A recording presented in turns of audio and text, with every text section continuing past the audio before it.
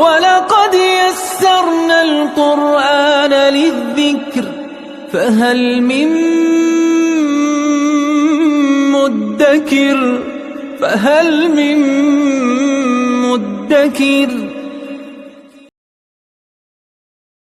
الحمد للہ رب العالمین والصلاة والسلام علی اشرف الانبیاء والمرسلین وعلی آلہ الطیبین الطاہرین وعلی آلہ وصحبہ ومن تبعہم بإحسان الی یوم الدین.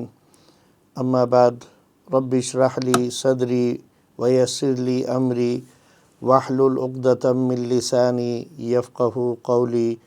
صدق اللہ العظیم. معزز سامعین و ناظرین، السلام علیکم ورحمۃ اللہ وبرکاتہ. خلاصۃ القرآن کے حوالے سے آج ہماری 13ویں نشست ہے، اور آج کی تراویح میں جو آیات بینات تلاوت کی گئی ہیں وہ 16ویں سپارے سے اس کا آغاز ہوتا ہے، اور سورہ کہف جو ہماری 15ویں سپارے سے شروع تھی اسی کے موضوعات، جیسا میں نے ذکر کیا تھا کل، کہ اس میں 3 واقعات کا احاطہ کیا گیا ہے. اس میں سے دوسرا واقعہ جو حضرت موسیٰ و خضر علیہ السلام کا تھا، وہ اس کا آغاز 15ویں سپارے کے آخری رکوع سے ہوا تھا. اسی کنٹینیوشن میں یہ واقعہ آگے چل رہا ہے. تو آئیے شروع کرتے ہیں. اعوذ باللہ من الشیطان الرجیم، بسم اللہ الرحمن الرحیم. ارشاد باری تعالیٰ ہوا، قال الم قل لک انک لن تستطیع معی صبرا. ساحل سمندر پر چلتے ہوئے حضرت موسیٰ و خضر علیہ السلام ایک کشتی میں سوار ہو گئے. خضر علیہ السلام نے کشتی پر سوار ہوتے ہی کشتی کو ایک طرف سے عیبدار بنا دیا یا اس میں سوراخ کر دیا. موسیٰ علیہ السلام کہنے لگے، آپ کشتی کو توڑ کر سواریوں کو غرق کرنا چاہتے ہیں، آپ نے بہت خطرناک کام کیا ہے. انہوں نے یاد دہانی کراتے ہوئے کہا کہ میں نے پہلے ہی کہہ دیا تھا کہ آپ میری باتوں پر صبر نہیں کر سکیں گے. موسیٰ علیہ السلام نے کہا، میں بھول گیا تھا، آپ مجھ پر اتنی سختی نہ کریں. پھر وہ چل پڑے. راستے میں ایک بچہ ملا جس کا گلا گھونٹ کر حضرت خضر علیہ السلام نے اسے مار ڈالا. موسیٰ علیہ السلام سے نہ رہا گیا، کہنے لگے، آپ نے یہ کیا کیا؟ ایک معصوم جان کو قتل کر دیا.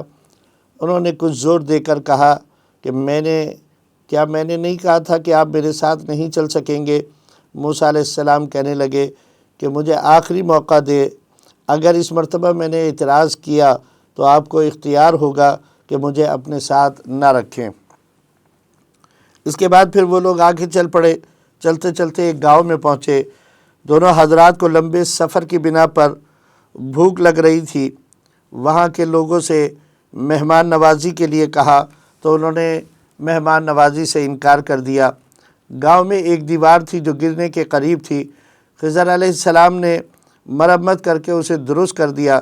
موسیٰ علیہ السلام کہنے لگے، جب گاؤں کے لوگوں نے ہمیں کھانا نہیں دیا، مہمان نوازی نہیں کری، تو آپ کو چاہیے تھا کہ اس کام کو کر کے ان سے کچھ معاوضہ وصول کر لیتے تاکہ ہم اس سے اپنے کھانے پینے کا کچھ سامان خرید لیتے.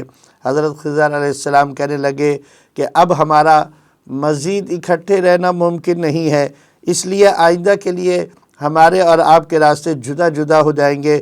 البتہ جو گزشتہ 3 واقعات پیش آئے ہیں میں ان کی وضاحت کر دیتا ہوں. آپ نے فرمایا کشتی عیبدار بنانے کی اصل وجہ دراصل کشتی کے غریب مالکان کا مفاد تھا، کیونکہ آگے سمندری حدود میں ایک ظالم بادشاہ کی عملداری تھی اور وہ ہر اچھی اور نئی کشتی کو بحق سرکار ضبط کر لیتا تھا. میں نے اس کشتی کا ایک کونا توڑ کر اسے عیبدار بنا دیا تاکہ ان غریبوں کی کشتی اس کے ظلم اور اس کے دست برد سے بچ جائے. دوسری چیز، جس لڑکے کو میں نے قتل کیا تھا اس کی وجہ یہ تھی کہ وہ مستقبل میں آوارہ، بدقماش، منکر اور کافر کفر کا علم بردار بننے والا تھا اور اس کے والدین نیک تھے اور وہ اپنے نیک والدین کے لیے مشکلات کا باعث بننے والا تھا، اس لیے میں نے اسے قتل کر دیا تاکہ اللہ تعالیٰ اس کے والدین کو اس کا نعم البدل عطا فرما کر اس کے شر سے ان کو محفوظ کر دیں۔ رہی بات دیوار کی تعمیر کی، تو یہ گاؤں میں ایک نیک سیرت انسان تھا، اس کے یتیم بچے چھوٹے چھوٹے تھے کہ اس کا انتقال کا وقت آ گیا، اس نے اپنا خزانہ زمین میں دفن کر کے اوپر دیوار تعمیر کر دی تاکہ بچے بڑے ہو کر وہ خزانہ حاصل کر سکیں۔ اگر دیوار گر جاتی تو لوگ وہ خزانہ لوٹ لیتے اور یتیموں کا نقصان ہو جاتا، اس لیے میں نے گرتی ہوئی دیوار کو سہارا دے کر درست کر دیا۔ یہ ان واقعات کی وضاحت ہے جن پر آپ صبر و تحمل کا دامن چھوڑ بیٹھے تھے۔ یہ سب اللہ کا حکم تھا، ان میں سے کوئی کام بھی میں نے اپنی مرضی سے نہیں کیا۔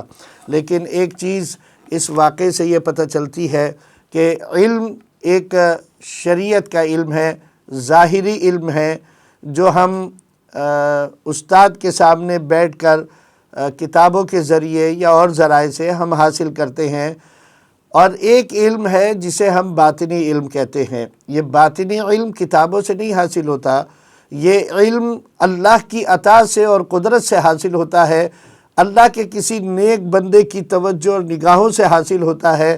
حضرت خضر علیہ السلام باطنی علم کے ماہر تھے، اللہ نے ان کو علم باطنی سے ان کو فیضیاب کر رکھا تھا، اور ان کے لیے وہ چیزیں جو دوسروں کو نظر نہیں آتی تھیں، جن کو وہ جان نہیں سکتے تھے، حضرت خضر علیہ السلام ان کی حکمت کو اللہ کے حکم سے جان لیا کرتے تھے۔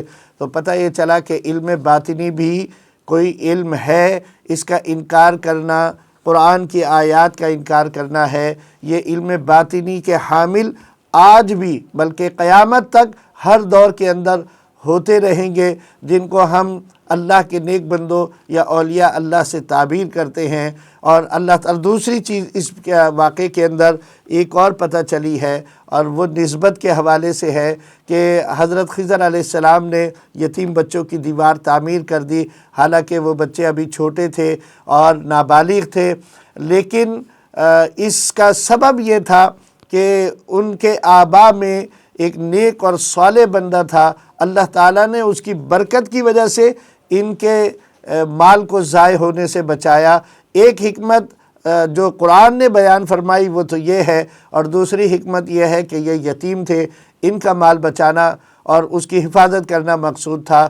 اور مفسرین کرام نے فرمایا ہے کہ ان بچوں کا باپ جس کی طرف اشارہ کیا جا رہا ہے وہ ان کا باپ نہیں تھا، بلکہ ان کے آبا میں اوپر کی طرف چوتھی یا پانچویں یا کسی نے ساتویں پشت کے اندر کہا کہ ساتویں پشت میں ان کے داداؤں میں جو تھا وہ نیک اور صالح تھا، اللہ تعالیٰ نے اس کی نیکی اور اس کی پرہیزگاری کے سبب سے اللہ تعالیٰ نے ان بچوں کے لیے اس نفع کا سامان مہیا کیا۔ پتہ چلا کہ نسبت بھی اپنی جگہ پر اہم ہوتی ہے اور نسبت کا بھی انکار نہیں کیا جا سکتا۔ اس کے بعد پھر دوسرا رکوع شروع ہوتا ہے، اور اس میں سورہ کہف کا تیسرا واقعہ وہ اس کا آغاز ہوتا ہے۔ اللہ رب العزت نے ارشاد فرمایا وَيَسْأَلُونَكَ عَنْ ذِي الْقَرْنَيْنِ قُلْ سَأَتْلُو عَلَيْكُمْ مِنْهُ ذِكْرًا۔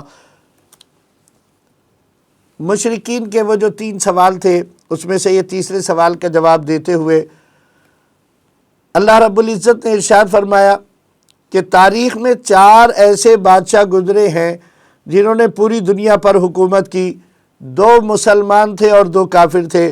مسلمانوں میں ایک اللہ کے نبی حضرت سلیمان علیہ السلام اور دوسرے ذوالقرنین علیہ السلام۔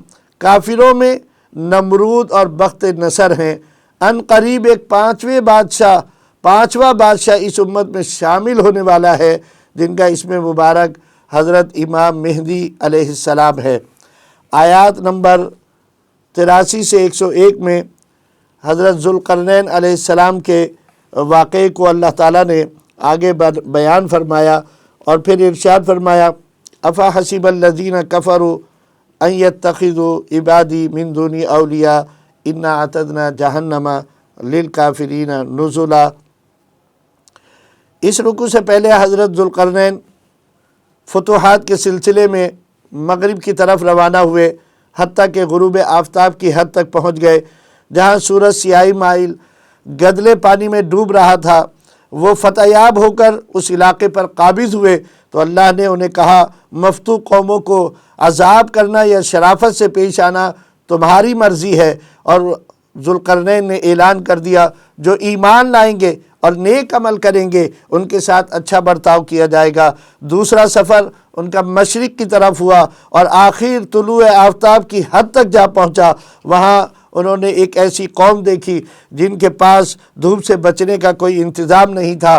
پھر تیسری مہم دو پہاڑوں کے درمیان دیوار کے درمیان کی تھی۔ پہاڑی سلسلے کے باشندوں کا ایک دیرینہ اور پیچیدہ مسئلہ یہ تھا کہ یاجوج و ماجوج کے جنگجو دستے ان پر حملہ آور ہو کر انہیں مسلسل نقصان پہنچاتے رہتے تھے۔ ان لوگوں نے ذوالقرنین علیہ السلام سے یہ مطالبہ کیا کہ آپ ان کے اور ہمارے درمیان ایک دیوار بنا دیں۔ ذوالقرنین علیہ السلام نے لوہے اور پیتل کے جوڑ سے ایک آہنی دیوار جسے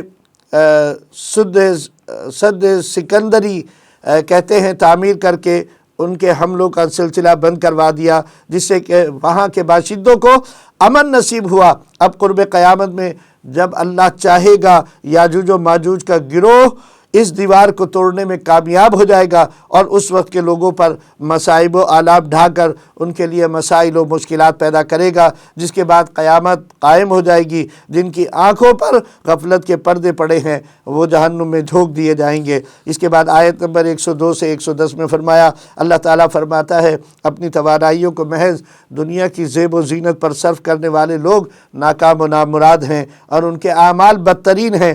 کم عقل یہ سمجھتے ہیں کہ وہ بہترین کاموں میں مشغول ہیں۔ یاد رکھنے والی بات یہ ہے کہ آج ہم جو دنیا کمانے کے لیے اپنی توانائیاں صرف کر رہے ہیں، کاروبار ہمارا آج جتنا ہے، ہم چاہتے ہیں راتوں رات ہمارا کاروبار ترقی کر لے اور ہمیں زمین سے اٹھا کر آسمان پر پہنچا دے۔ اللہ رب العزت نے ارشاد فرمایا کہ یہ تمہارے لیے، تم سمجھتے ہو کہ یہ تمہارے بہترین کام ہے، لیکن اللہ کے نزدیک تمہارے یہ کام دنیا کے اندر رہنے والے اس لحاظ سے کہ ان کا آخرت میں کوئی فائدہ نہیں، یہ ناکام و نامراد ہوں گے۔ ایسے لوگ اللہ کی آیات اور ملاقات کا انکار بھی کرتے ہیں، ان کے اعمال برباد ہو جائیں گے۔ قیامت کے دن ان کا نہ کوئی وزن ہوگا اور ایمان لانے والوں کے لیے ٹھنڈی چھاؤں والے باغات ہیں۔ اللہ تعالیٰ کے کام، اس کے کمالات، عجائبات اور حکمت و دانش کی باتیں اتنی ہیں کہ اگر سارے سمندروں کا پانی سیاہی بن جائے اور روئے زمین کے درختوں کی قلمیں بن جائیں اور لکھا جائے تو سیاہی ختم ہو جائے، قلمیں گھس جائیں، لیکن اللہ کے کمالات اور اللہ کی شان و عظمت کا احاطہ ممکن نہیں ہوگا۔ اللہ فرماتا ہے اگر اتنے ہی سمندر تم اور بھی ملا لو تب بھی تم اللہ کی عظمت اور شان اور اس کی قدرت کے مظاہر کو بیان نہیں کر سکتے۔ سبحان اللہ، اللہ بے شک ایسی ہی شان و عظمت والا ہے کہ اس کی شان و عظمت کسی کے وہم و گمان میں سما نہیں سکتی۔ ارشاد فرمایا آپ صلی اللہ علیہ وسلم، اعلان کر دیں میں تم جیسا بشر ہوں، مگر یہ کہ مجھ پر وحی نازل ہوتی ہے۔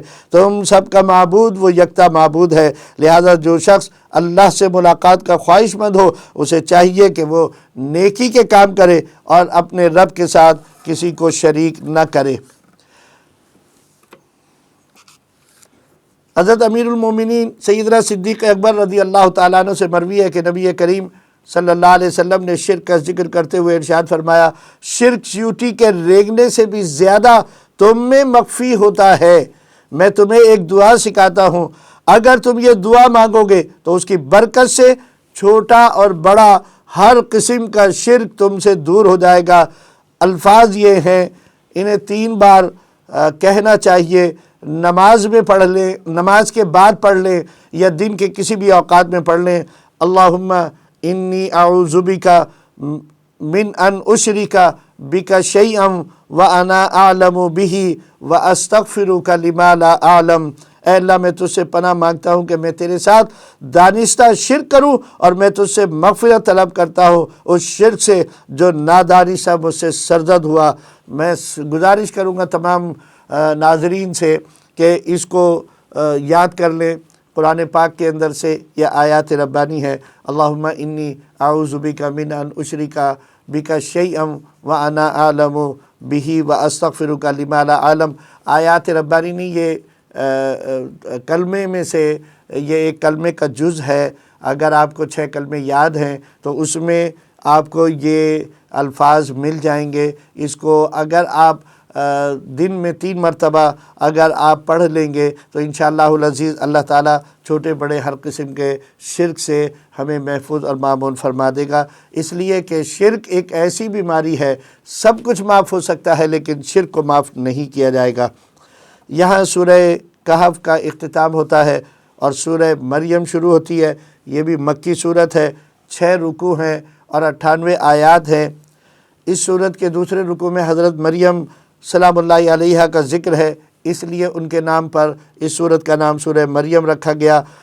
بی بی مریم سلام اللہ علیہا حضرت عیسیٰ علیہ السلام کی والدہ ہیں۔ ماں بیٹے کا تذکرہ، عیسائیوں کے غلط عقائد کی تردید اور دیگر انبیاء، جہنم اور قیامت، اور حضرت یحییٰ علیہ السلام اور زکریا علیہ السلام کا کچھ ذکر اس صورت کے اہم مضامین میں شامل ہے۔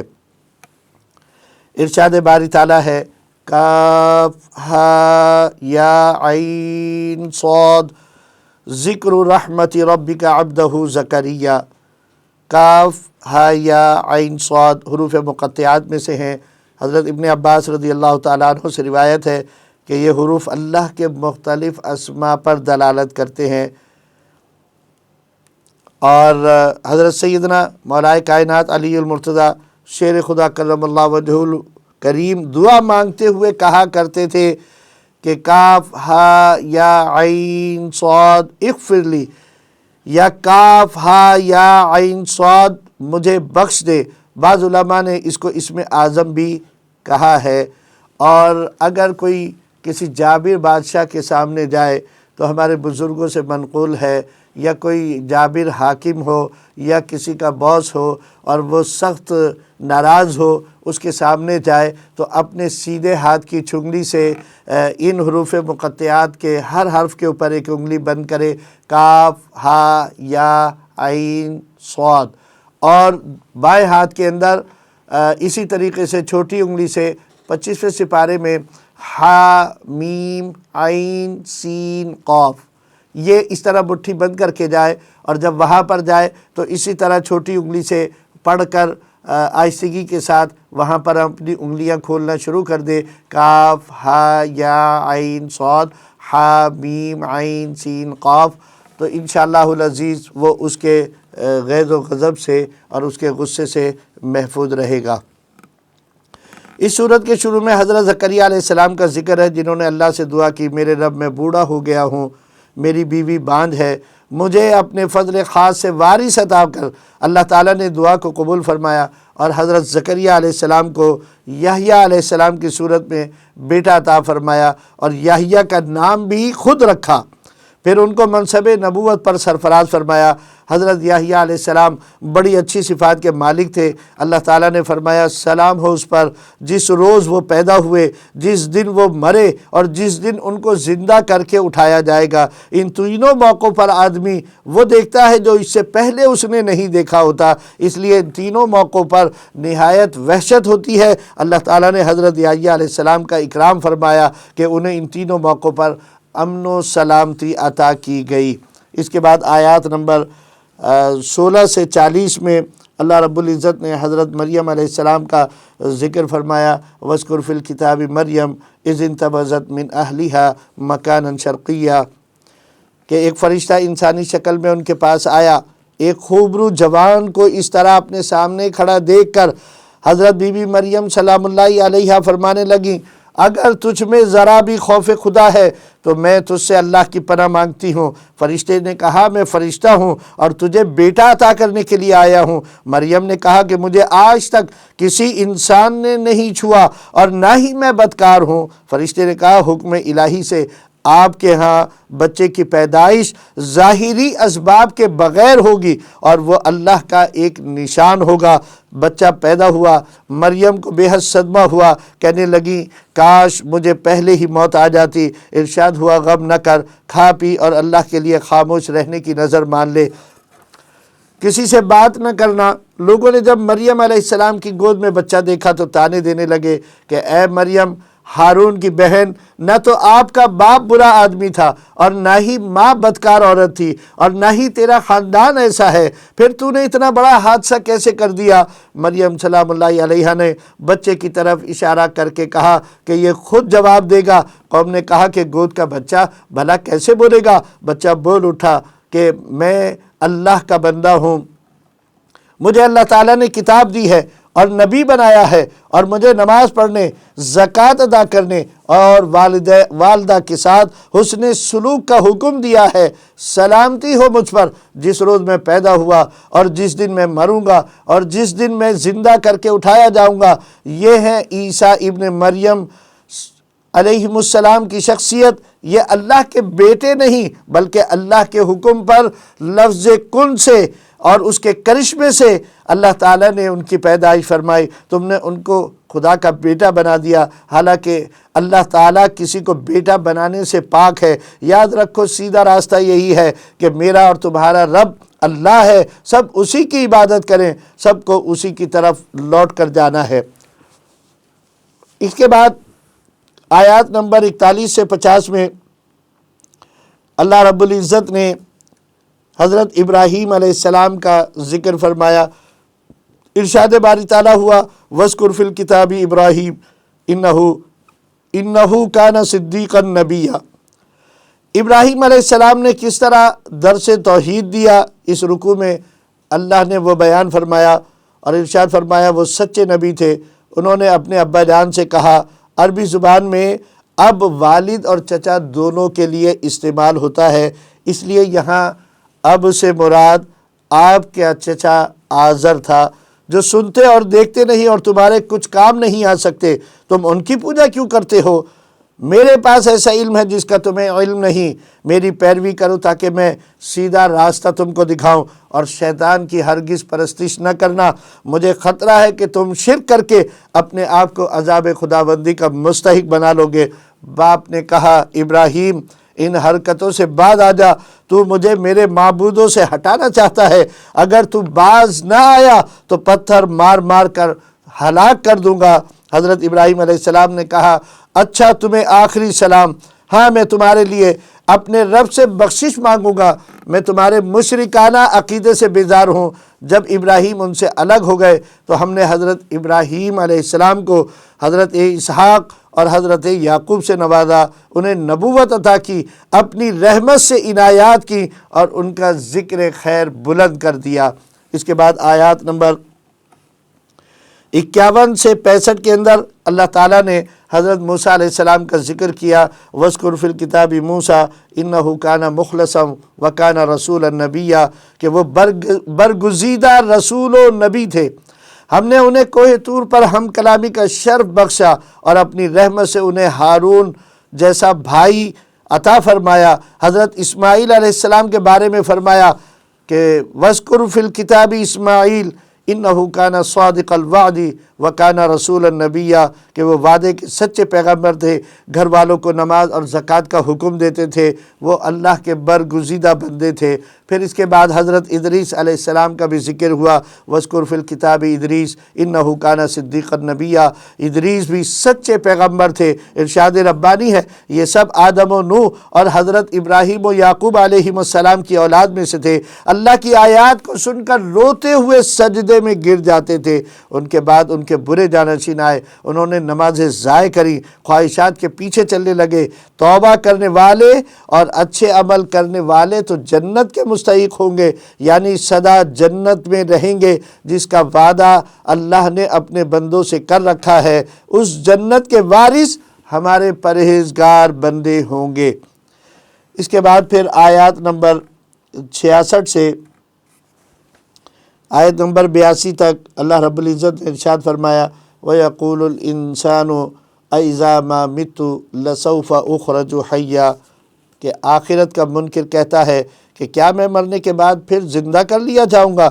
فرمایا کیا اس کو یاد نہیں کہ جب یہ کچھ بھی نہ تھا تب ہم نے اس کو پیدا کیا تھا، اور قیامت کے دن ہم ان منکرین آخرت کو اور ان کے پیشوا شیطانوں کو جہنم کے گرد لا کر انہیں گھٹنوں کے بل اس میں گرا دیں گے، پھر ان کو درجہ بدرجہ جہنم میں جھونک دیں گے، مگر پرہیزگار اس سے بچا لیے جائیں گے اور ظالم جہنم میں گرا دیے جائیں گے۔ منکرین آخرت ایمان والوں پر آوازیں کستے ہیں کہ دیکھو دنیا میں شان و شوکت میں کون بڑا ہوا ہے۔ فرمایا ان کو بتا دیں کہ رب تبارک و تعالیٰ نے تمہیں مہلت دی ہے، اول تو تم دنیا میں عذاب میں مبتلا کیے جاؤ گے، اگر بچ بھی گئے تو قیامت کے دن تمہارا کوئی پرسان حال نہیں ہوگا۔ البتہ ایمان والوں کی نیکیاں دنیا میں نہ صحیح آخرت میں ضرور کام آئیں گی۔ منکرین آخرت کہتے ہیں کہ ہم دنیا اور آخرت دونوں میں مال اور اولاد سے نوازے جاتے رہیں گے۔ فرمایا جس سر و سامان کا ذکر یہ لوگ کر رہے ہیں یہی دنیا میں رہ جائے گا اور آخرت میں ان کو تنہا ہمارے پاس آنا ہوگا۔ اس کے بعد آیات نمبر 83 سے 98 میں اللہ رب العزت نے ارشاد فرمایا الم تری انا ارسلنا الشیاطین علی الکافرین تعزهم عزا۔ ارشاد فرمایا ان کے خود ساختہ مشکل کشا آخرت میں ان کے کچھ کام نہ آئیں گے۔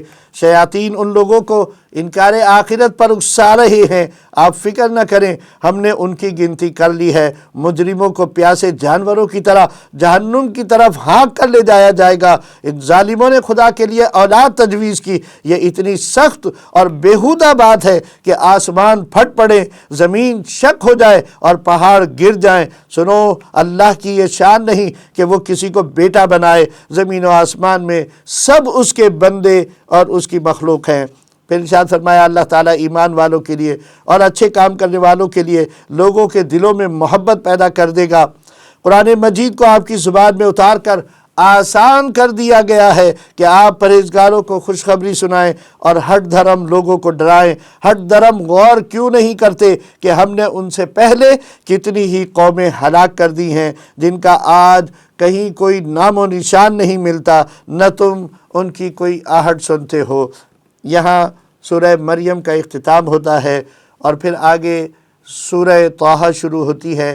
سورہ طٰہٰ بھی مکی صورت ہے، اس میں 8 رکوع اور 135 آیات ہے۔ طٰہٰ نبی علیہ السلام کا صفاتی نام ہے، اسی نام کی مناسبت سے اس سورت کا نام سورہ طٰہٰ رکھا گیا ہے۔ اس سورت میں بہت تفصیل کے ساتھ حضرت موسیٰ علیہ السلام کا تذکرہ ہے اور میدان محشر کی منظر کشی اور اختصار کے ساتھ قصہ آدم و ابلیس ہے، اور دعوت اللہ کے لیے آخر میں اللہ رب العزت نے کچھ ہدایات بھی اپنے بندوں کو عطا فرمائی ہیں۔ ارشاد باری تعالیٰ ہے طٰہٰ ما انزلنا علیک القرآن لتشقیٰ۔ ابتدا میں اللہ تعالیٰ نے یہاں بھی حروف مقطعات سے آغاز کیا، نبی مکرم صلی اللہ علیہ وآلہ وسلم کے صفاتی نام سے اس کا آغاز کیا اور فرمایا کہ نزول قرآن کا مقصد انسانی مشکلات اور پریشانیوں میں اضافہ کرنا نہیں بلکہ نصیحت و خیر خواہی ہے۔ اس کے بعد توحید کا بیان ہے اور موسیٰ علیہ السلام کا تفصیلی واقعہ شروع ہو جاتا ہے۔ ابتدائی حصے کو یہاں نظر انداز کر کے موسیٰ علیہ السلام کی زوجہ کے ہمراہ مدین سے واپسی کے تذکرے سے اللہ رب العزت نے واقعے کو شروع کیا ہے کہ ان کی زوجہ امی سے تھی اور ان کو درد شروع ہو چکا تھا۔ سامنے آگ جلتی ہوئی دیکھ کر موسیٰ علیہ السلام آگ لینے کو گئے۔ موسیٰ علیہ السلام کو بتایا گیا یہ آگ نہیں بلکہ تمہارے رب کی تجلی ہے۔ وادی مقدس طوا کے احترام میں جوتے اتارنے کے حکم کے ساتھ ہی اللہ رب العزت نے ان کو پروانہ نبوت عطا کر کے توحید کا پیغام بنی اسرائیل کے لیے دے کر نماز کے اہتمام کی تلقین فرمائی۔ اس کے بعد آگے فرمایا عصا سے اژدہا اور ہاتھ کو روشن و چمکدار بنا کر تمہیں ہم نے 2 معجزات عطا فرمائے ہیں۔ ان معجزوں کے ذریعے فرعون جیسے سرکش اور باغی حکمران کے دربار میں توحید کا ڈنکا بجانے کے لیے آپ کو روانگی کا حکم دیا گیا۔ اس کے بعد آیت نمبر 25 سے 54 میں اللہ رب العزت نے ارشاد فرمایا قال رب اشرح لی صدری ویسر لی امری واحلل عقدۃ من لسانی یفقہوا قولی۔ حضرت موسیٰ علیہ السلام نے اس عظیم مشن کی آسانی کے لیے شرح صدر اور اپنے بھائی ہارون کو بطور معاون پیغمبر مقرر کرنے کی درخواست کی، جو قبول ہوئی، اور فرمایا گیا کہ موسیٰ، تم پر ہمارے پہلے بہت سے انعامات ہوئے ہیں۔ تم پیدا ہوئے تو فرعون بنی اسرائیل کے بچوں کو قتل کر رہا تھا۔ ہم نے تمہاری والدہ کے دل میں بات ڈالی کہ بچے کو صندوق میں رکھ کر دریا میں ڈال دے۔ ایسی تدبیر فرمائی کہ تمہیں تمہارے دشمن اور اپنے دشمن کے گھر میں پالا۔ اس کے دل میں تمہاری محبت ڈال دی، پھر تمہیں ماں کی طرف لوٹا دیا۔ تم نے جوان ہو کر ایک شخص کو مار ڈالا، پھر ہم نے تمہیں غم سے نجات دی۔ اس واقعے کی تھوڑی سی تفصیل بیان کرنا ضروری سمجھوں گا کہ حضرت موسیٰ علیہ السلام جب پیدا ہوئے تو اس وقت فرعون کی طرف سے یہ اعلان تھا کہ جس گھر میں بھی کوئی بیٹا پیدا ہوگا اسے اس کے حکم سے مار ڈالا جائے گا، کیونکہ اس کو اس کے حواریوں نے اور اس کے پاس جو کاہن تھے انہوں نے بتا دیا تھا کہ ایک بچہ پیدا ہونے والا ہے جو تیرے لیے تیری بادشاہت کے اختتام کا سبب بنے گا۔ تو اس نے حکم دے دیا تھا کہ کوئی بچہ جو پیدا ہوگا وہ زندہ ہی نہیں رہے گا کہ وہ بڑے ہو کر میرے لیے مصیبت کا باعث بنے۔ اللہ وہ ہے جس نے حضرت موسیٰ علیہ السلام کو فرعون کے گھر میں اس کی پرورش کا انتظام فرمایا۔ اللہ ہی ہے وہ، اللہ تعالیٰ نے انتظام فرمایا۔ ان کی والدہ کے دل میں بات ڈال دی، انہوں نے اس کو ایک صندوق کے اندر رکھا اور صندوق میں رکھ کر اور پھر پانی کے بہاؤ کی طرف اس کو صندوق کو پانی میں ڈال دیا۔ حضرت موسیٰ علیہ السلام کی بہن فرعون کے محل میں کام کیا کرتی تھی۔ اللہ رب العزت نے انتظام فرمایا، فرعون کی بیوی حضرت بی بی آسیہ سلام اللہ علیہا محل میں کھڑی ہوئی نہر کا نظارہ کر رہی تھی، باغ کا نظارہ کر رہی تھی۔ آپ نے دیکھا کہ یہ ایک صندوق بہتا ہوا آ رہا ہے۔ آپ نے اپنے ہرکاروں سے کہا صندوق لے کر آؤ۔ جب وہ صندوق لے کر آئے تو دیکھا کہ اس کے اندر ایک بہت نہایت حسین اور خوبصورت بچہ موجود ہے۔ آپ نے اس بچے کو اپنی گود میں لے لیا۔ فرعون کو پتہ چلا، وہ اپنے غیظ و غضب کے ساتھ مارنے کی نیت سے آیا، لیکن حضرت بی بی آسیہ سلام اللہ علیہا اس کے درمیان آ گئیں اور فرمایا ہمارے کوئی اولاد نہیں، یہ ہمیں اللہ نے عطا کر دیا، تو اس کو ہم پالیں گے اور اس کو بڑا کریں گے، اس کو ہم اپنے محل میں رکھیں گے۔ اللہ تعالیٰ نے فرعون کے دل کے اندر ان کے لیے نرم گوشہ پیدا کیا، اور یوں حضرت موسیٰ علیہ السلام فرعون کے دربار کے اندر پرورش کے لیے رکھ لیے گئے۔ اور جب آپ بھوکے مارے روتے تھے تو اللہ نے اب آپ کی والدہ کو آپ سے ملانا تھا۔ اس کی تدبیر وہ اللہ ہے، ہمارا رب ہے، جو ایسی ایسی تدبیریں کرتا ہے کہ جہاں تک انسان کے ذہن کی رسائی نہیں ہوتی۔ آپ کی بہن شیما جو وہاں پر موجود تھیں، انہوں نے جب دیکھا کہ آپ رو رہے ہیں اور کسی اور کا دودھ نہیں پکڑتے، تو آپ کے دل میں اللہ نے یہ بات ڈالی۔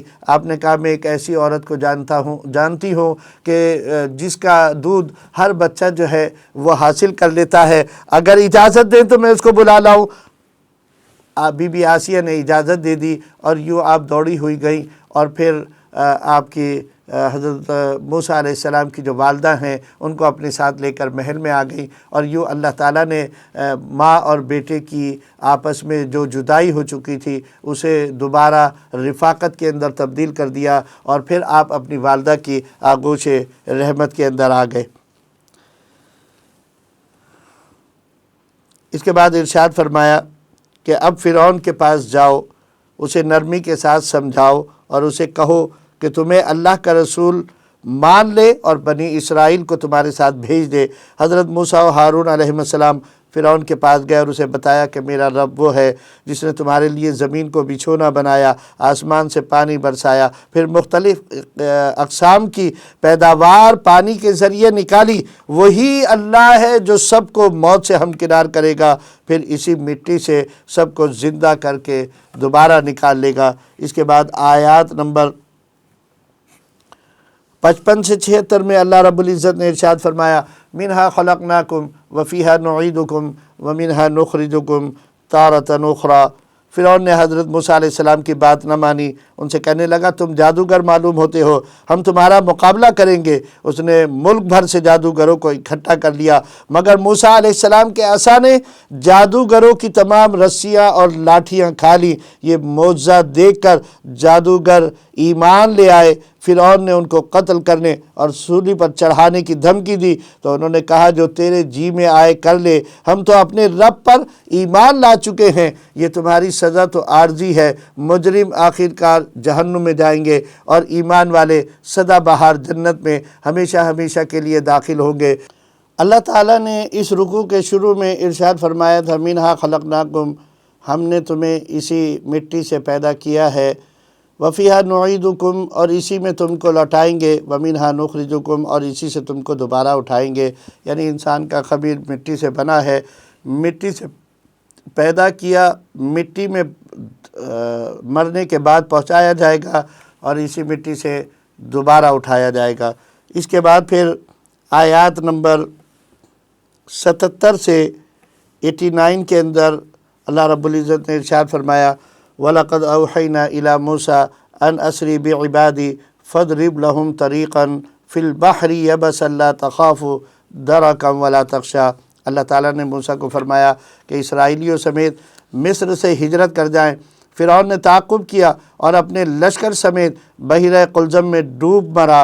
ارشاد الہی ہے اے بنی اسرائیل، یاد تو کرو ہم نے تم کو تمہارے دشمن سے نجات دی، تمہارے لیے من و سلوہ کی صورت میں خوراک کا انتظام کر دیا اور تاکید کر دی کہ دیکھو حد سے نہ بڑھنا۔ مگر موسیٰ علیہ السلام کوہ طور پر گئے تو تم نے بچھڑے کی پرستی شروع کر دی۔ موسیٰ علیہ السلام نے واپس آ کر شدید غصے کا اظہار کیا کہ اے میری قوم، کیا تمہارے رب نے تم سے اچھے وعدے نہیں کیے تھے؟ کیا میں زیادہ دیر تمہارے پاس سے دور رہا ہوں؟ تم نے میرے ساتھ وعدہ خلافی کر کے اپنے آپ کو عذاب کا مستحق کیوں بنا لیا؟ اس کے بعد آیت نمبر 90 سے 104 میں اللہ رب العزت نے ارشاد فرمایا وَلَقَدْ قَالَ لَهُمْ هَارُونُ مِن قَبْلُ يَا قَوْمِ إِنَّمَا فُتِنْتُم بِهِ وَإِنَّ رَبَّكُمُ الرَّحْمَنُ فَاتَّبِعُونِي وَأَطِيعُوا أَمْرِي۔ حضرت موسیٰ علیہ السلام نے اپنے بھائی ہارون سے بڑے غصے کے ساتھ کہا تم نے میرے بعد انہیں گمراہی سے کیوں نہ روکا؟ حضرت ہارون نے کہا میری ماں جائے، میری داڑھی اور سر کے بال نہ پکڑیں، میں اس بات سے ڈرا کہ آپ یہ نہ فرمائیں کہ تو نے قوم میں تفرقہ ڈال دیا ہے۔ پھر آپ نے بچھڑا بنانے والے سامری سے کہا کہ تو نے پوری قوم کو گمراہ کیا ہے، اب دفع ہو جا، زندگی بھر تجھے یہی پکارتے رہنا ہے کہ مجھے نہ چھونا، مجھے نہ چھونا۔ اے سامری، اپنے جھوٹے معبود کو دیکھ، ہم اسے جلا دیں گے اور ریزہ ریزہ کر کے دریا میں بہا دیں گے۔ یاد رکھ سب کا معبود وہی اللہ ہے جس کے سوا کوئی عبادت کے لائق نہیں۔ اس کے ساتھ شرک کرنے والے آخرت میں پتھرائی ہوئی آنکھوں کے ساتھ آئیں گے اور ان کو دنیا کی تمام عیش و عشرت بھلا دی جائے گی۔ اس کے بعد آیت نمبر 105 سے 115 کے اندر اللہ رب العزت نے ارشاد فرمایا وَيَسْأَلُونَكَ عَنِ الْجِبَالِ فَقُلْ يَنْسِفُهَا رَبِّي نَسْفًا۔ قیامت کے دن اللہ تعالیٰ کے خوف سے پہاڑ ریزہ ریزہ ہو کر ہوا میں اڑنے لگیں گے، زمین ایک ہموار چٹیل میدان میں تبدیل ہو جائے گی اور ہر انسان بخود بے حس و حرکت ہوگا، کسی کی سفارش نہیں چلے گی، لیکن ایمان و اعمال صالحہ والوں کو کوئی خوف اور غم نہیں ہوگا۔ ہم نے قرآن کریم کو عربی زبان میں اتار کر ایک ہی بات کو مختلف اسالیب میں بیان کیا ہے تاکہ تمہیں نصیحت حاصل ہو اور تم تقوی اور پرہیزگاری حاصل کر سکو۔ ارشاد فرمایا اس لیے قرآن کریم کو ٹھہر ٹھہر کر غور و خوض کر کے پڑھا کرو، جب تک وحی کا نزول پورا نہ ہو جائے آپ پڑھنے میں جلدی نہ کریں اور اللہ تعالیٰ سے اپنے علم میں اضافے کی دعا مانگتے رہا کرو ربی زدنی علما، اے میرے رب میرے علم میں اضافہ فرما۔ اس رکوع کے اندر دیکھیں اللہ نے فرمایا اس قرآن کریم کو ٹھہر ٹھہر کر اور غور و خوض کر کے پڑھا کرو۔ یہ غور و خوض کرنے کا حکم ہمیں اس بات کی دعوت دے رہا ہے۔ ہم قرآن کی تلاوت تو کرتے ہیں لیکن اس میں غور و خوض نہیں کر پاتے۔ یہ مفہوم قرآن اسی لیے بیان کیا گیا ہے کہ کم سے کم اللہ رب العزت کے اس حکم کی کسی درجے میں بجا آوری ہو جائے اور ہم اللہ کے ہاں ان لوگوں میں شامل ہو جائیں جنہوں نے قرآن کو کم سے کم کچھ اس کے مفہوم کو سمجھنے کی کوشش کی تھی۔ اللہ تعالیٰ آخرت میں ہمیں ہر قسم کی پکڑ سے محفوظ و معمون فرمائے۔ آیت نمبر 116 سے 128 میں اللہ تعالیٰ نے حضرت آدم علیہ السلام اور شیطان کا ذکر فرماتے ہوئے ارشاد فرمایا وَإِذْ قُلْنَا لِلْمَلَائِكَةِ اسْجُدُوا لِآدَمَ فَسَجَدُوا إِلَّا إِبْلِيسَ أَبَى۔ پھر آدم علیہ السلام کا تذکرہ، انہیں مسجود ملائک بنایا مگر ابلیس سجدے سے انکاری بنا۔ ہم نے آدم علیہ السلام کو بتا دیا کہ یہ تمہارا اور تمہاری بیوی کا دشمن ہے، کہیں تمہیں جنت سے نکلوا کر مشکلات میں مبتلا نہ کر دے۔ جنت میں آپ کی تمام بنیادی ضرورتیں پوری کی جائیں گی، بھوک اور پیاس مٹانے کا انتظام کر دیا جائے گا اور لباس اور چھت کا بندوبست بھی ہوگا، لہٰذا نہ آپ کو بھوک و پیاس ستائے گی اور نہ ہی جسم ڈھانپنے اور دھوپ سے بچاؤ کے لیے آپ کو کوئی پریشانی اٹھانی پڑے گی، مگر آپ کو ارشاد فرمایا وہ درخت جو ہم نے جس کی نشاندہی کی ہے اس درخت کے قریب بھی نہیں جانا۔ شیطان نے مختلف ہیلے بہانے سے آدم علیہ السلام کو اللہ کا عہد بھلا کر اس درخت کے پھل کھانے پر آمادہ کر ہی لیا اور بتایا کہ اس درخت کو کھا کر آپ دائمی طور پر جنت میں سکونت پذیر ہو جائیں گے، مگر نتیجہ برعکس نکلا، اس لیے کہ شیطان کی بات جھوٹی اور دھوکے اور فریب پر مبنی ہوتی ہے۔ اور اس طرح حضرت آدم علیہ السلام کو خلد سے نکل کر اس دنیا کے دارالامتحان میں آنا پڑ گیا۔ پھر اللہ تعالیٰ نے فرمایا کہ اللہ کے نازل کردہ آسمانی نظام حیات جسے ہم قرآن مجید کہتے ہیں، روگردانی کرنے والے ان تمام افراد کے حوالے سے فرمایا کہ ہم ان کی جڑ اور معیشت جو اس سے روگردانی کرے گا قرآن سے، ہم اس کی معیشت کو تنگ کر دیں گے اور اس کے لیے وَمَنْ أَعْرَضَ عَنْ ذِكْرِي فَإِنَّ لَهُ مَعِيشَةً ضَنْكَ، کہ ہم اس کی معیشت کو تنگ کر دیں گے اور وَنَحْشُرُهُ يَوْمَ الْقِيَامَةِ أَعْمَى، اور اسے آخرت کے دن اندھا اٹھایا جائے گا۔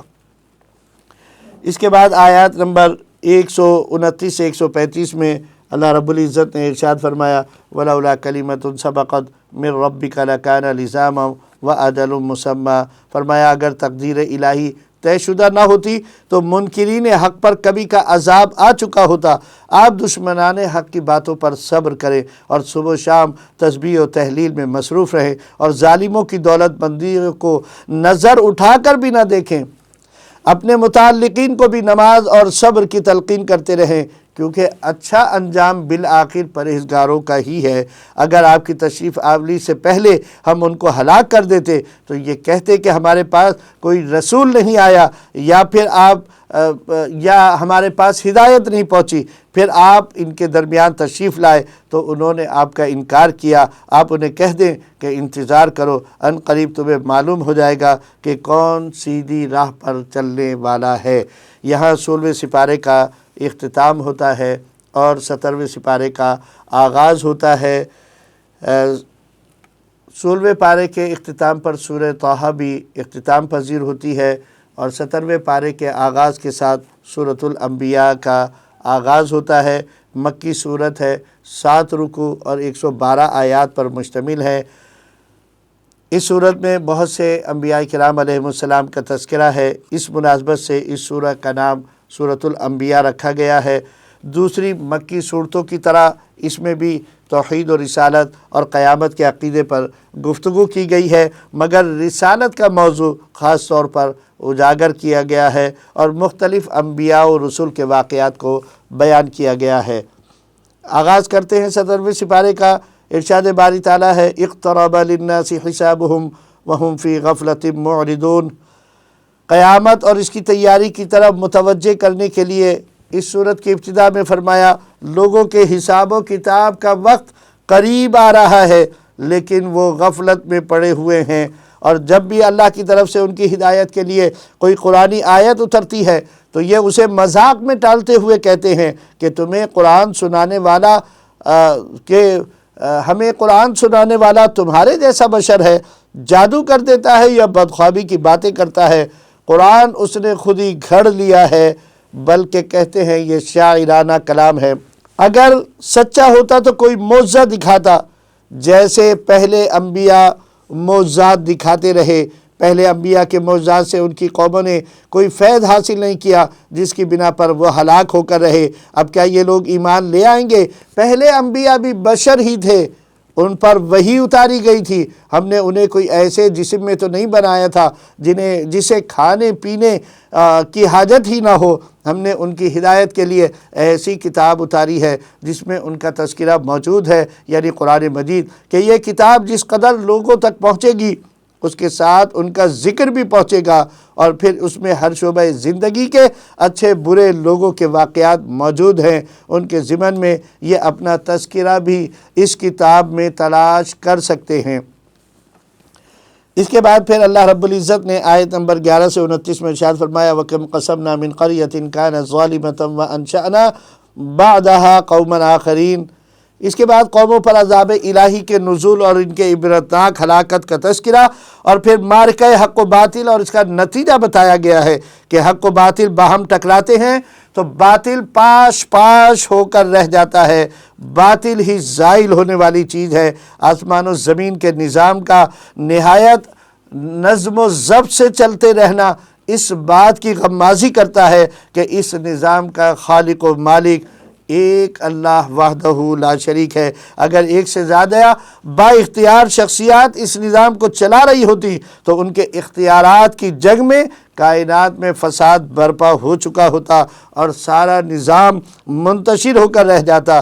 پھر فرمایا فرشتوں کو اللہ کی اولاد سمجھنے والے غلطی پر ہیں، وہ تو اللہ کے بندے اور اس کے فرما بردار ہیں، وہ اللہ کے سامنے نہ بول سکتے ہیں نہ سفارش کر سکتے ہیں، وہ تو اللہ سے ڈرتے رہتے ہیں۔ اگر ان میں کوئی دعویٰ کرے کہ اللہ کے مقابلے میں بھی الہ ہوں تو ہم اسے ظالموں کے انجام سے دوچار کر کے جہنم کا ایندھن بنا دیں گے۔ اس کے بعد پھر آیت نمبر 30 سے 41 کے اندر اللہ رب العزت نے ارشاد فرمایا اَوَلَمْ يَرَ الَّذِينَ كَفَرُوا أَنَّ السَّمَاوَاتِ وَالْأَرْضَ كَانَتَا رَتْقًا فَفَتَقْنَاهُمَا وَجَعَلْنَا مِنَ الْمَاءِ كُلَّ شَيْءٍ حَيٍّ أَفَلَا يُؤْمِنُونَ۔ یہ لوگ غور کیوں نہیں کرتے؟ آسمان و زمین کا خام مادہ ایک ہی تھا، ہم نے الگ الگ کر کے اوپر آسمان اور نیچے زمین کو بنا دیا، پھر آسمان و زمین بالکل بند تھے کہ نہ بارش برسے اور نہ ہی نباتات پیدا ہوں۔ ہم نے آسمان سے بارش برسائی، زمین سے پودے اور درخت اگائے، کیا ان کی عقلیں کام نہیں کرتی؟ پھر دن رات کا نظام، سورج اور چاند کا اپنے مدار میں چکر لگاتے رہنا، پہاڑ اور ان کے بیچ انسانی نقل و حمل کے لیے راستے بنانا، یہ سب قدرت خداوندی کے مظاہر ہیں۔ فرمایا یہ لوگ کہتے ہیں کہ محمد صلی اللہ علیہ وسلم کی موت پر ان کا پیغام ختم ہو کر رہ جائے گا اور بعد میں ان کا دین نہیں چل سکے گا۔ کیا یہ اس بات کو سمجھنے سے قاصر ہیں کہ آپ صلی اللہ علیہ وسلم کے انتقال کی صورت میں یہ لوگ نہیں مریں گے؟ کیا انہوں نے دنیا میں بقائے دائمی کا کوئی معاہدہ کر رکھا ہے؟ ہر انسان نے موت کے مرحلے سے گزرنا ہے اور اس کے اچھے اور برے اعمال کا بدلہ پھر اسے دیا جائے گا۔ ارشاد الہی ہے کہ انسان بڑا جلد باز ہے، میں تم لوگوں کو ان قریب اپنی نشانیاں دکھاؤں گا، جلدی نہ کرو۔ کاش کافر اس وقت کو آج محسوس کر لیں جب وہ نہ اپنے چہروں سے دوزخ کی آگ کو روک سکیں گے اور نہ پیٹھوں سے اور نہ ان کی مدد کی جائے گی۔ اس کے بعد آیت نمبر 42 سے 50 میں اللہ رب العزت نے ارشاد فرمایا قُلْ مَنْ يَكْلَؤُكُمْ بِاللَّيْلِ وَالنَّهَارِ مِنَ الرَّحْمَنِ بَلْ هُمْ عَنْ ذِكْرِ رَبِّهِمْ مُعْرِضُونَ۔ ذکر الہی سے منہ موڑنے والے نہیں سوچتے کیا ان کے معبودان باطل ان کی حفاظت کرتے ہیں جبکہ وہ خود اپنی حفاظت پر قادر نہیں ہے؟ اصل یہ ہے کہ ہم نے ان ظالموں کو اور ان کے باپ داداؤں کو مدت دراز تک آسائشیں بخشی ہیں، یہاں تک کہ اسی حالت میں ان کی عمر بسر ہو گئی۔ کیا یہ نہیں دیکھتے کہ ہم زمین تنگ کرتے آ رہے ہیں؟ کیا انہیں توقع ہے کہ یہ کبھی غالب آ جائیں گے؟ اگر عذاب الہی کا ایک جھونکا بھی آ جائے تو یہ کہیں گے ہائے کم بختی، ہم تو واقعی ظالم ہیں۔ سنو، قیامت کے دن انصاف کے ترازو کھڑی کریں گے، کسی پر کوئی ظلم نہیں ہوگا۔ اگر رائی کے دانے کے برابر بھی کسی نے کوئی عمل کیا ہوگا وہ بھی وہاں موجود ہوگا۔ ہم پورا حساب کرنے کے لیے کافی ہیں۔ اس کے بعد آیت نمبر 51 سے 75 کے اندر اللہ رب العزت نے ارشاد فرمایا وَلَقَدْ آتَيْنَا إِبْرَاهِيمَ رُشْدَهُ مِن قَبْلُ وَكُنَّا بِهِ عَالِمِينَ۔ اس رکوع میں ابراہیم علیہ السلام اور ان کی بت پرست قوم کا تذکرہ اور ان کی عید کے موقع پر وہ کھیل و کود کرنے جب شہر سے باہر چلے جاتے ہیں تو اس واقعے کو اللہ تعالیٰ نے بیان فرمایا کہ جب وہ عید کے موقع پر کھیل و کود کے لیے شہر سے باہر چلے گئے اور اپنے بتوں کے آگے مٹھائیاں اور کھانے پینے کا سامان چھوڑ گئے تو ابراہیم علیہ السلام نے ان بتوں کو ہتھوڑے سے ٹکڑے کر دیا، اور جب مشرک قوم لوٹ کر آئی اور اپنے خداؤں کی حالت زار دیکھی تو ابراہیم علیہ السلام کو بلا کر باز پرس کرنے لگے۔ ابراہیم نے کہا تم سمجھتے ہو کہ بت کچھ کر سکتے ہیں اور بولتے بھی ہیں؟ تو انہی سے پوچھ لو، بڑے بت کے کندھے پر ہتھوڑے سے تو معلوم ہوتا ہے کہ اسی نے سب کو توڑ کر برباد کر دیا ہے۔ قوم کے لوگ بے اختیار پکار اٹھے کہ یہ پتھر کے بت کیسے بولیں گے، یہ حقیقت حال کیسے بیان کریں گے؟ ابراہیم علیہ السلام کہنے لگے افسوس کا مقام ہے کہ ایسے بے اختیار معبودوں کی تم پرستش کرتے ہو۔ وہ لوگ لاجواب ہو کر انتہائی نادم اور شرمندہ ہوئے اور ابراہیم علیہ السلام سے انتقام لینے کا اعلان کیا، اور ابراہیم علیہ السلام کے لیے آگ کا الاؤ جلا کر اس میں ان کے پھینکنے کا انتظام کیا۔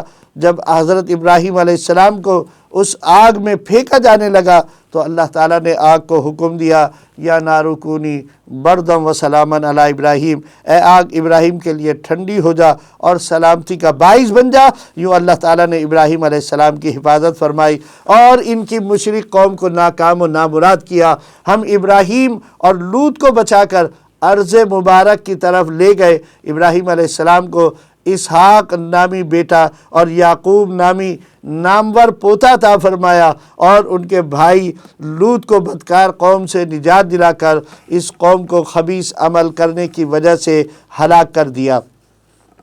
آیت نمبر 76 سے 93 میں اللہ رب العزت نے ارشاد فرمایا وَنُوحًا إِذْ نَادَى مِن قَبْلُ فَاسْتَجَبْنَا لَهُ فَنَجَّيْنَاهُ وَأَهْلَهُ مِنَ الْكَرْبِ الْعَظِيمِ۔ ہم نے نوح علیہ السلام کی دعا کو قبول کیا اور ان کو مشکلات سے نجات عطا کی، اور ان کے منکرین کو بدترین عذاب میں مبتلا کر کے نشان عبرت بنا دیا۔ داؤد و سلیمان علیہ السلام کی نبوت و حکمرانی کے ساتھ ان کی فیصلہ کرنے کی بہترین صلاحیتوں کا ذکر اور جنگ سے بچاؤ کے لیے داؤد علیہ السلام کی زرہ سازی کو بیان کر کے بتایا کہ دستکاری اور مزدوری کر کے کمانا کوئی عیب کی بات نہیں ہے، اور اپنا دفاع کرنا توکل کے منافی نہیں ہے۔ پھر حضرت سلیمان علیہ السلام کے لیے ہوا کا تابع ہونا اور جنوں پر حکومت کرنے کا ذکر ہے۔ پھر ایوب علیہ السلام کی بیماری اور ان کے صبر و شکر کے ساتھ اسے برداشت کرنے اور اللہ سے دعائیں مانگنے کا تذکرہ ہے، جس کے نتیجے میں اللہ رب العزت نے انہیں صحت عطا فرمائی اور بیماری کے زمانے میں ہونے والے نقصانات کا ازالہ فرمایا۔ پھر اسماعیل علیہ السلام اور ادریس علیہ السلام اور ذوالکفل کا مختصر تذکرہ اور ان کی ثابت قدمی کا بیان فرمایا۔ اس کے بعد مچھلی والے نبی حضرت یونس علیہ السلام کا ایمان افروز ذکر کہ قوم پر عذاب کے آثار دیکھ کر وہ یہ سمجھ کر اپنے مقام سے ہٹ گئے کہ اللہ تعالیٰ اس بات پر میری گرفت نہیں کریں گے، مگر جب انہیں کشتی سے سمندر میں پھینکا گیا اور مچھلی نے نگل کر انہیں اپنے پیٹ میں اتار لیا تو وہ اپنے رب کو پکارنے لگے اور اس طرح فرمانے لگے کہ لا الہ الا انت سبحانک انی کنت من الظالمین، اے اللہ تیرے سوا کوئی معبود نہیں، بے شک میں ہی قصوروار ہوں، قصورواروں میں سے ہوں، جس پر اللہ تعالیٰ نے انہیں غم سے نجات عطا فرمائی اور ساحل پر پہنچا دیا، اور پھر ارشاد فرمایا فاستجبنا لہ ونجیناہ من الغم وکذالک ننجی المؤمنین۔ اللہ تعالیٰ ایسے ہی اپنے ایمان والے بندوں کی مدد فرمایا کرتے ہیں۔ حضرت زکریہ علیہ السلام نے دعا کی، اے اللہ مجھے اکیلا نہ چھوڑ، بہترین وارث تو ہی ہے، تو اس کی دعا قبول کی اور ان کی زوجہ کا بانجھ پن دور کیا اور انہیں یحییٰ جیسا بیٹا عطا کیا۔ یہ دونوں میاں بیوی نیکی کی کاموں میں بہت تیز تھے اور ہمیں خوف اور امید کے ساتھ پکارتے تھے اور ہمارے سامنے عاجزی اور انکساری کرتے تھے۔ پھر حضرت مریم کے عظیم کردار اور ان کی عفت و عصمت کی حفاظت اور ان کے ہاں بیٹے کی کراماتی ولادت کی طرف اشارہ کر کے انبیاء علیہ السلام کی صالح جماعت کا تذکرہ ختم کرتے ہوئے فرمایا کہ یہ سب ایک ہی جماعت کے افراد ہیں اور تم لوگوں کے لیے ہم نے ایک ہی دین اسلام تجویز کیا ہے، لہٰذا مجھے اپنا رب تسلیم کرو اور میری ہی عبادت کرو۔ اس رکوع میں یہ بتایا گیا کہ ان انبیاء کی دعوت وہی رہی ہے جو قرآن پیش کر رہا ہے، اور اس کی مخالفت کرنے والوں کا انجام بھی وہی ہوگا جو ان انبیاء کی مخالفت کرنے والوں کا ہوا تھا۔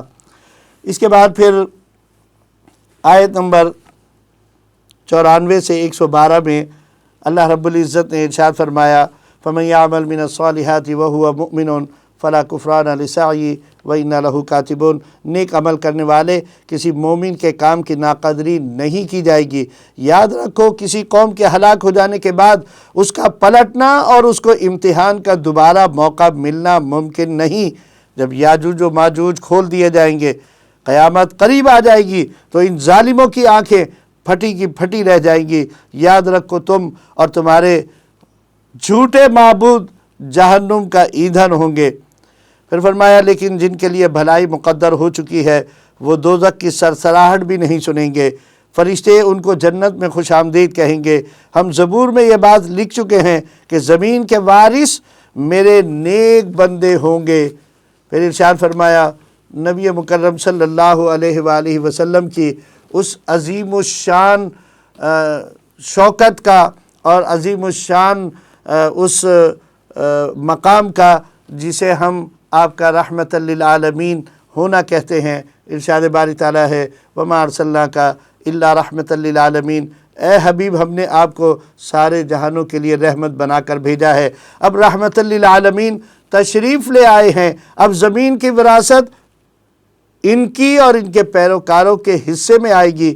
اگر تم ان پر ایمان نہیں لاتے ہو تو وہ اپنا فرض تبلیغ پورا فرما چکے ہیں اور تمہیں علل اعلان خبردار کر چکے ہیں۔ اب تمہارے مقابلے میں ان کا مددگار اللہ خود ہے۔ حضرت امام راضی تفسیر کبیر میں لکھتے ہیں کہ اللہ تعالیٰ نے اپنے محبوب علیہ السلام کو جن کمالات صوری اور معنوی، خلقی اور وہبی و کسبی سے مشرف فرمایا وہ بلا شک و شبہ بے مثال و بے نظیر ہیں۔ اسی طرح نبی علیہ السلام کی رحمت للعالمین کا اہم اور مبارک ترین پہلو یہ ہے کہ کفر و شرک میں ڈوبی ہوئی دنیا کو نور توحید سے جگمگا دیں گے، بندے کا تعلق اپنے حقیقی رب سے جوڑ دیں گے اور اللہ تعالیٰ کی محبت کا نور اس کے دل میں پیدا کر دیں گے۔ یہ انسان جو اپنی منزل کی تلاش میں صدیوں سے بھٹک رہا تھا، اسے اپنی منزل کا پتہ بھی نبی کریم صلی اللہ علیہ وسلم کے ذریعے حاصل ہو گیا اور وہ راہ بھی بتائی جو اسے منزل تک لے جا سکتی ہے۔ وہ دانائے سبل، ختم الرسل، مولائے کل، جس نے غبار راہ کو بخشا فروغ وادی سینہ، نگاہ عشق و مستی میں وہی اول، وہی آخر، وہی قرآن، وہی فرقان، وہی یاسین، وہی طٰہٰ۔ ارشاد فرمایا کہ نبی مکرم صلی اللہ علیہ وسلم نے اللہ رب العزت کی بارگاہ میں یہ دعا فرمائی کہ اے اللہ مجھے اپنی رحمت سے وافر حصہ عطا فرما، اور حضور نبی کریم صلی اللہ علیہ وسلم کے لطف و کرم سے اللہ نے ہمیں بھی دنیاوی اور اخروی کاموں میں اپنے فضل سے آسانیاں عطا فرما دی ہیں۔ یہ آج کی آیات، تلاوت کردہ جو آیات تھیں، اس کا اختتام ہوتا ہے۔ اور سورۃ الانبیاء کا بھی اختتام ہوتا ہے۔ اللہ رب العزت سے دعا کرتے ہیں کہ اللہ رب العزت ہمیں قرآن مجید فرقان حمید کا نور اور عرفان عطا فرمائے، اور جو مفہوم ہم نے جاننے کی کوشش کی ہے اللہ تعالیٰ اس کو یقین کامل کے ساتھ ہمارے دلوں میں موزن فرما دے۔ وما توفیقی الا باللہ وما علینا الا البلاغ المبین۔ والسلام علیکم ورحمۃ اللہ وبرکاتہ۔